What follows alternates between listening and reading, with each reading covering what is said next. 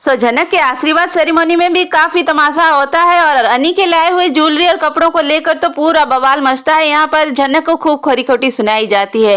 Well, episode की शुरुआत में हम देखते हैं कि अनी जनक से पूछता है कि तुम तो शादी करके चली जाओगी, मुझे मिस करोगी क्या? तो जनक अनिरुद्ध को बोलती है कि जब आपको जवाब पता है तो मुझे क्यों पूछ रहे हैं? यही सवाल अब जनक अनिरुद्ध को बोलती है कि मैं अगर यही सवाल आपसे पूछूं, मैं चली जाऊंगी तो आप मुझे मिस करोगे क्या? तो यहाँ पर अनी खामोश ही रहता है और इन दोनों के बीच में खामोशी में जो बातचीत होती है वो मतलब आपके रोंगटे खड़े हो जाएंगे ये सीन देखकर। अब जनक को आशीर्वाद सेरेमनी के लिए तैयार किया जाता है तो यहाँ पर रोमी मेमी सब जो जितनी लेडीज है, गैंग है, सब लोग जमा है और ये इतनी टॉक्सिक लेडीज है। यहाँ पर भी जनक को खूब भला बुरा खरी खोटी नौकरानी वगैरह वगैरह बोली ही जाती है।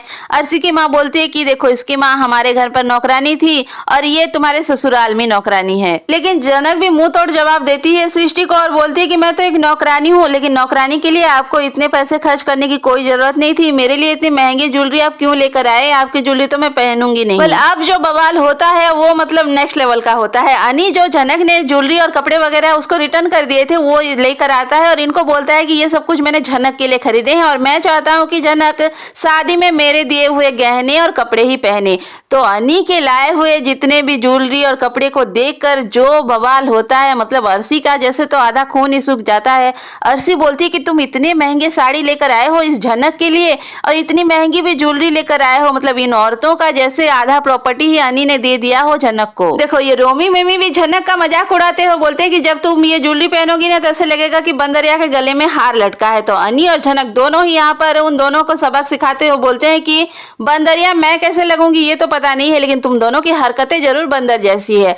अब जो सृष्टि बोलती है कि अनी को कि तुम्हें इतनी महंगी ज्वेलरी लाने की क्या जरूरत थी एक नौकरानी के लिए? तो अनी बोलता है कि मतलब आप ला सकते हो तो मैं क्यों नहीं ला सकता इसके लिए? तो सृष्टि बोलती है कि अरे ये तो मेरी, मतलब सृष्टि यहाँ पर बोलने वाली होती है कि ये तो मेरी बहन की बेटी है। तो अनी बोलता है कि क्या क्या बोलकर आप रुक गए कि ये आपकी कौन लगती है? आपकी तो नौकरानी है, फिर आप नौकरानी के लिए क्यों ज्वेलरी लेकर आए हो?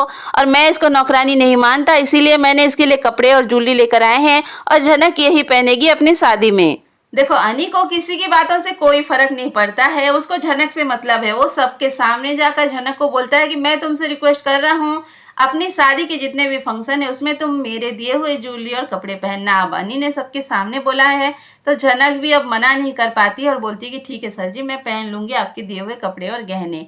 वहीं पर जितने भी फंक्शन आने वाले एपिसोड में हम देखने वाले हैं, मतलब डिले होते जा रहा है शादी, मतलब ये ट्रैक देखना भी थोड़ा बोरिंग लगने लगा है। ऑब्वियसली अब क्या कर सकते हैं, मेकर जैसा चाहें। तो यहाँ पर आशीर्वाद सेरेमनी सबसे पहले होगा। यहाँ पर भी सृष्टि का मतलब वही चलता ही रहेगा, डर्टी गेम।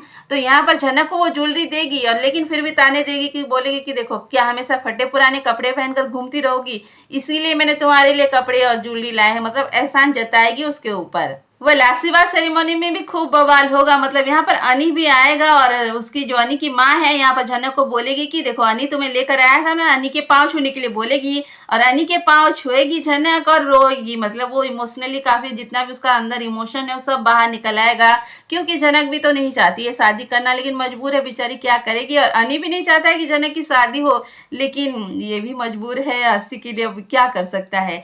लेकिन यहाँ पर हम देखते हैं कि अनी जो जनक का होने वाला पति है, मतलब वो बुढ़ा है, उससे रिक्वेस्ट करता है कि देखो तुम जनक की पढ़ाई मत बंद करना और उसको एग्जाम देने देना। तो देखो ये तो तय है कि जनक की शादी नहीं होने वाली है, लेकिन छोटोन और अनी ने जो प्लानिंग की है जनक को किडनैप करने की, वो भी फूस हो जाने वाला है, क्योंकि ये दोनों भी अपने प्लानिंग में कामयाब नहीं होंगे। लेकिन फिर भी जनक की शादी नहीं होगी, क्योंकि यहाँ पर तेजस का पोल खुल जाएगा सबके सामने। तो अब तक का अपडेट उम्मीद करती हूँ कि आपको अच्छा लगा हो। तो अगर थोड़ा सा भी अच्छा लगा है तो प्लीज़ वीडियो को लाइक जरूर कर दें और चैनल को जरूर सब्सक्राइब करके जाएं। तब तक के लिए थैंक यू, बाय बाय।